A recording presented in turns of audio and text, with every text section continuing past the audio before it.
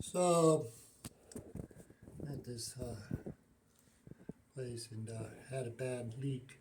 So I put a new complete faucet set in here.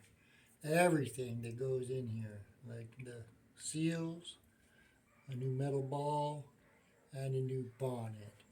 Okay, and I just wanted to show you the two kits you need to get to be able to do that. Earlier I showed you how you have to cut this off. I mean, you can try to get it off with a pair of something, but generally speaking, it's not going to come off. And you don't want to torque it with the pliers and stuff like that. You'll just ruin the valve.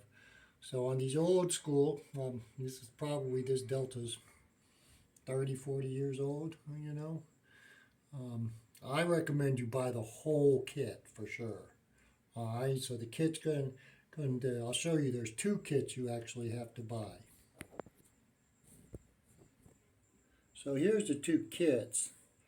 All right, first this one.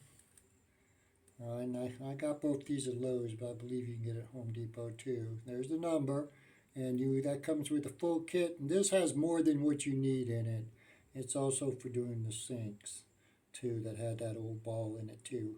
And one thing you want to use, it'll have four of these. You want to use the short springs and the cupped, and see how that's cupped?